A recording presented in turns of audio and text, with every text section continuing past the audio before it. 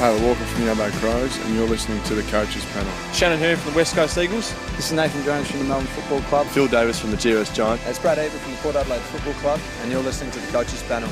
Hello, you got MJ from the Coaches Panel. Welcome to the number 8 player in this year's 50 Most Relevant. It's GWS defender Lachie Whitfield. Yeah, makes the top 10 of the 50 Most Relevant, and we're going to discuss exactly why in a moment. Joining me from the Coaches Panel to talk about Lachie Whitfield, I've got Ben. Hello, mate. How's your day treating you so far? Very well, mate. Very well, mate. It's a bit earlier than usual, so looking forward to it. Fair enough, too. Look, last year saw a surprising move to the halfback flank for Lachie Whitfield. It did prove and provide some huge dividends for the former number 1 draft pick.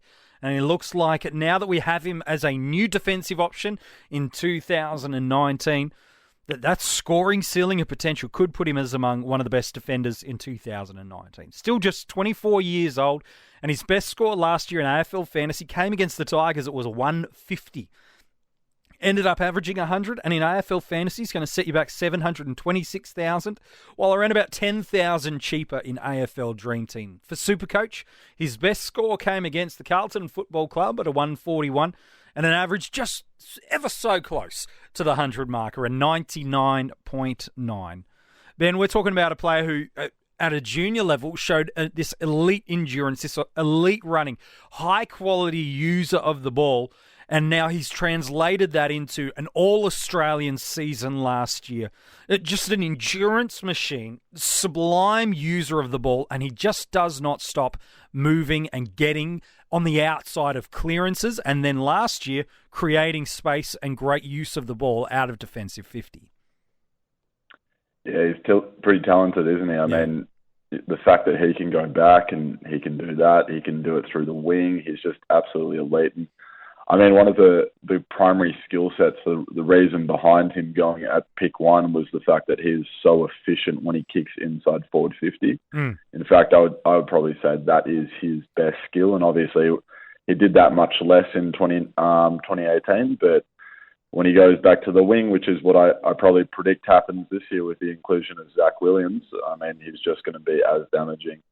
So, no, terrific player, and we obviously saw that he's capable of doing it in a couple of positions, which, honestly, that's a skill set that every coach in the AFL would love to have. Look, he gives so much versatility to the side. And as you mentioned, the injury to Zach Williams last year created this kind of hole in their defensive 6 unit after trading away Nathan Wilson in the same season.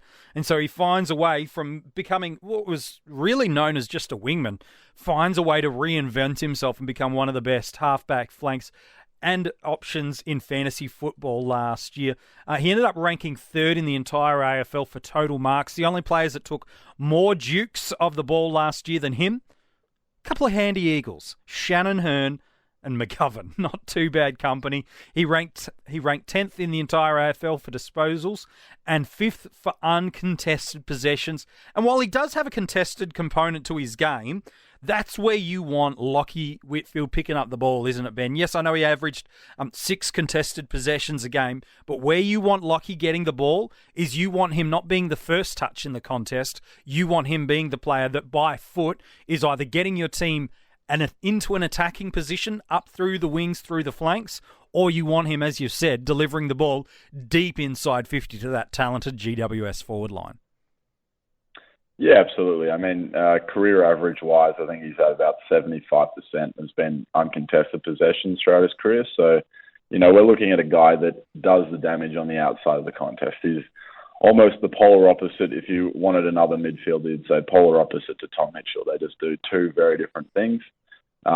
You've got a guy that really, his skill set is the utilisation of the ball in that run and carry. So, look, I mean, that probably brings us on to the next point of we really don't want to see him marked too harshly because it's much more difficult for an outside midfielder to win his own ball. We saw him last year, he averaged about 23% of his of all his possessions were contested. So that was down on sort of last couple of years where it was more around that 30% marker. But obviously the role changed, but he is someone that definitely is more inclined to win it on the outside. And of course the coaching staff want him to do so because if you've got a Rolls Royce, you don't necessarily want them to be cramped up and, getting hit every so often and not being able to do the damage that they're so able to do. Yeah, certainly. From a fantasy football perspective, he scored 12 AFL Fantasy and Dream Team tons. Half of those were over the 120 marker, while in Supercoach, 11 scores of 100 or more. Not as big a ceiling in that format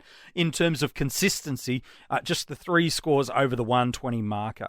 But he does boast a ceiling because he's got this ability to go on runs that then when we talk about the defensive options we've got this year, we've already highlighted in the 50 most relevant, we're at the number 8, so maybe there's room for one more, but we've talked about guys like Rory Laird yesterday and how even though you could create some elements of question marks around him, he's going to be right near the top.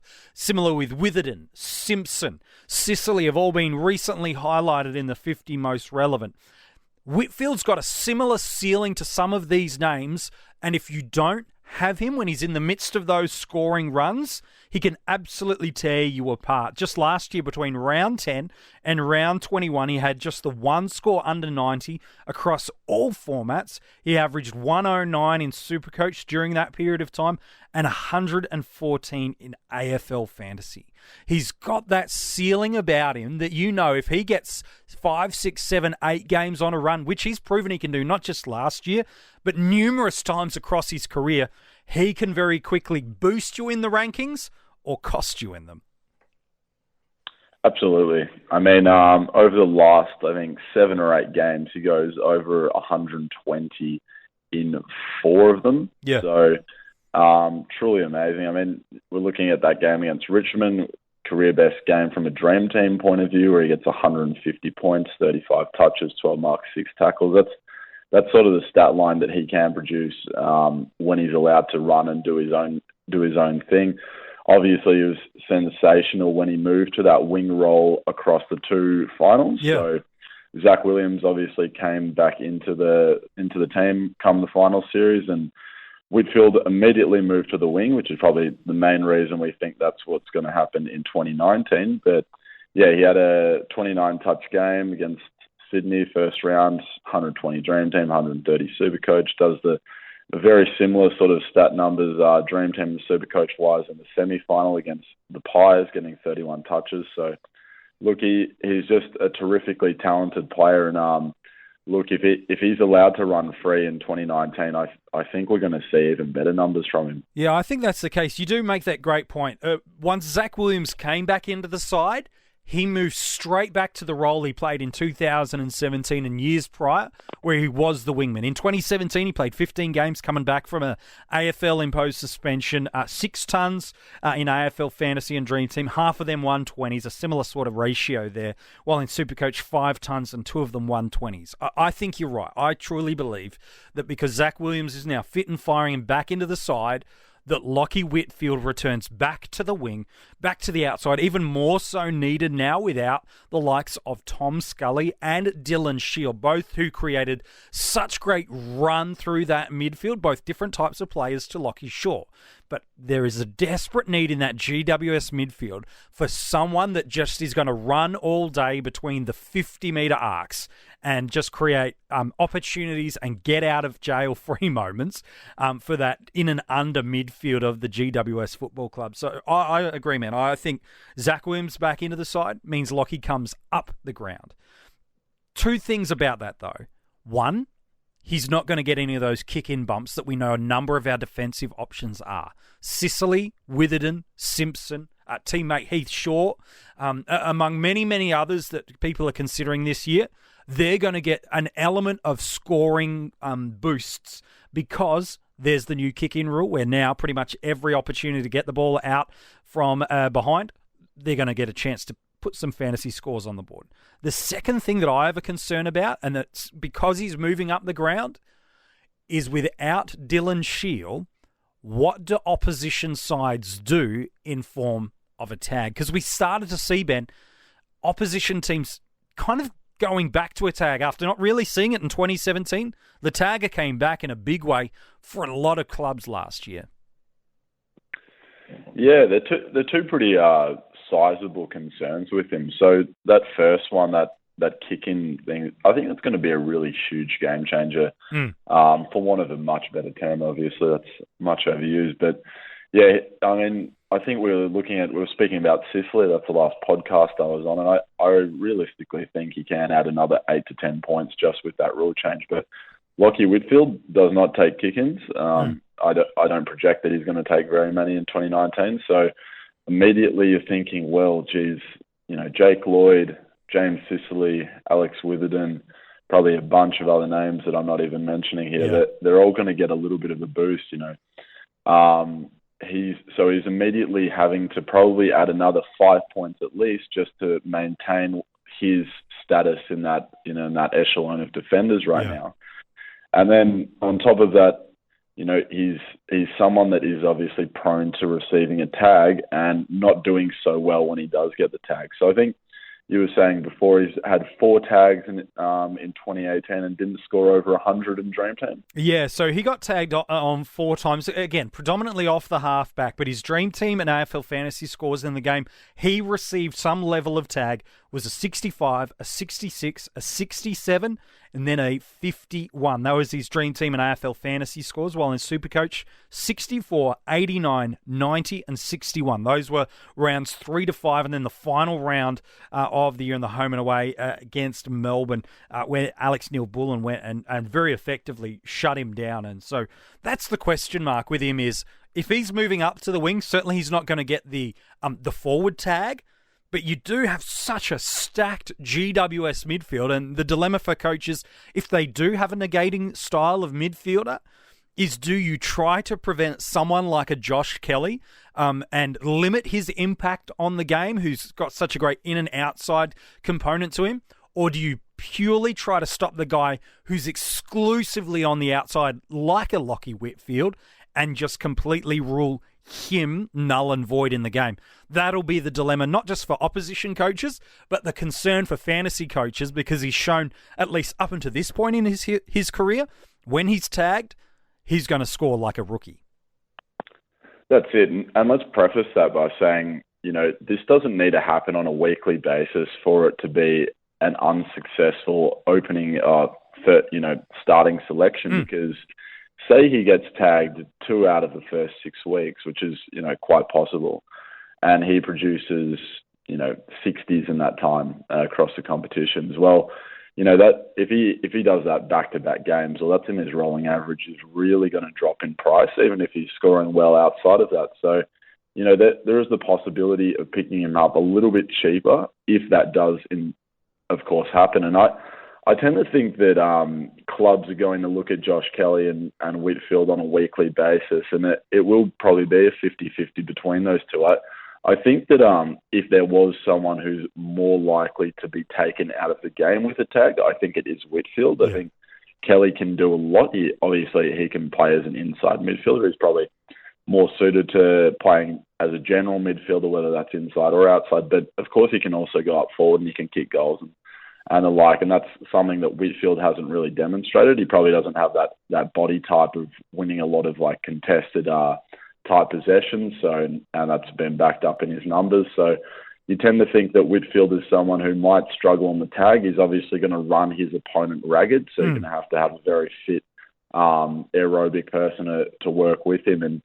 But I tend to think that this is a distinct possibility, and it's a reason why, not that anyone particularly cares about my team, but he hasn't really been factoring in there too much for me, because I just think at some stage in the season he's going to be a lot cheaper than he is now, and I think he's definitely an upgrade target. I can't foresee a circumstance where I don't have him in my team come round 23, other than, of course, if he's injured. But yeah, he's someone that I think he's going to prove to be a cheaper price than what he is at this stage. Yeah, look, I think I agree with you. For me right now, he's one of my primary defensive upgrade targets that isn't in the starting squad at the moment, but he's definitely someone, when I hit that final round 23 line marker, if he's fit and firing, at this stage, he's right in the mix for someone I want to bring in.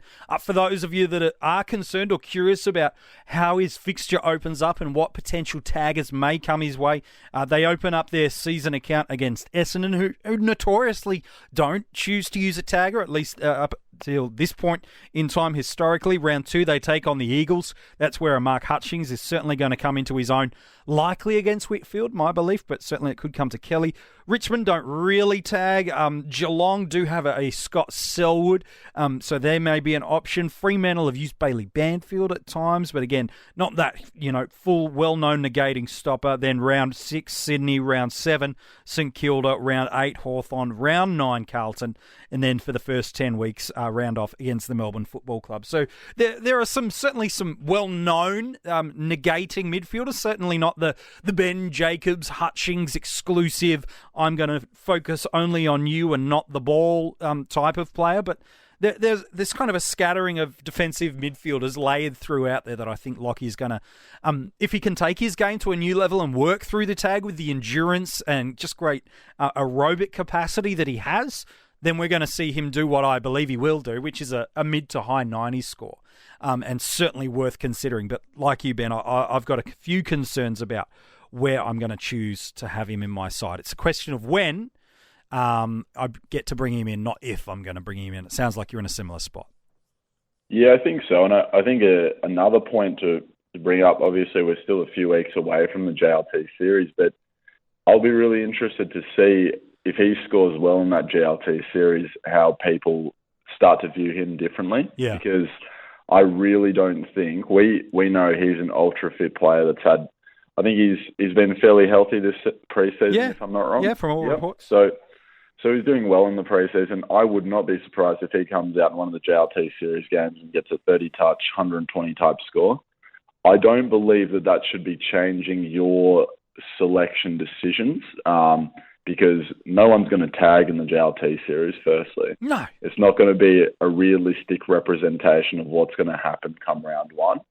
And we all know that Lachie Whitfield, when he isn't tagged, when he doesn't have much opposition pressure on him, he will destroy every single game of footy. He's a fantastic footballer when he's allowed to roam free. And obviously the JLT series is going to be very conducive to that, especially because he's a naturally fit player that, some of the other guys have to get a couple of games in themselves before they get up and running. So I would not be surprised if he comes out and absolutely destroys the JLT series and his ownership goes through the roof for no real, logical reason. I think you probably want a better word than that. But yeah, just for our listeners, keep an eye out for that because that could be a potential limiting decision for you there. Yeah, no, I think you're pretty much spot on that one. Let's talk about drafts, where he goes. Now that he does have that defensive status, he's certainly going to go earlier in seasonal and keeper league drafts than he had done previously. There is a trend of defenders, especially the top tier or top couple of tier defenders, going really early in drafts. I'd feel really uncomfortable with selecting Lachie Whitfield inside the top 15 selections. I have a number of defenders I think will be a bit better than him at this point in time, or that I've got a bit more faith in. That said, he's probably got one of the best fantasy ceilings of all our defenders this year, so if he's free to go, you could get yourself a bargain. I think the second round would probably be as early as I'd feel comfortable getting Lachie Whitfield, certainly not a top round selection. But like we said, Ben, we're seeing defenders go really early in mock drafts right across the community, and probably if you do want to get Lachie Whitfield, it is going to cost you a second-round pick, maybe an early third. Yeah, I think so. I don't think I'd be very comfortable taking him inside the top 20 selections, to be honest. Yeah. So I've been using the brilliant Draft Doctors mock draft recently and just having a little bit of play there, and he does seem to go in that simulation around the top 20 picks. So, I think that's probably a fair estimation. Look, I just think there's probably going to be one or two players that might slide in the defenders that suddenly they're going to get an increase because they take a lot of the kick-ins.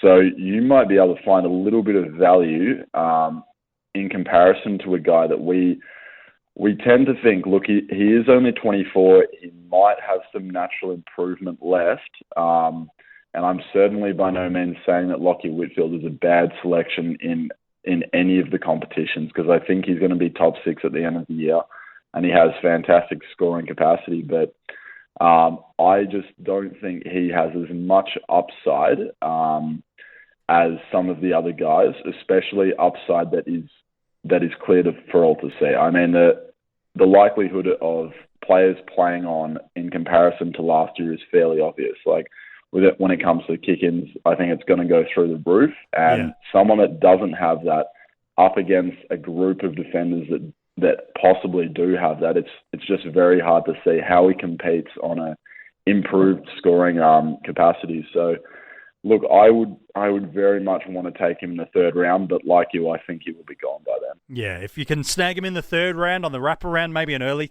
third selection, then you've started your draft nicely in that point. In a keeper league, I think it probably goes in a similar perspective in a new one, in an existing one. If you're not, as your season goes on and you find yourself drifting out of contention, this will be the year to sell Lachie Whitfield at a higher status because I do believe he's moving back into the midfield and will lose that defensive status. So if you have him in your side right now and you then drift out of contention, either with just the rest of your list or bad luck or whatever is the variables, I'd then be considering selling Lachie Whitfield because as a defender, right near that 100 average marker, gosh, he may not get any better in terms of value. Would you consider something similar, Ben? Oh yeah, I would almost be thinking about trading him around now. Yeah. Because I think some coaches do and some coaches don't really factor that in.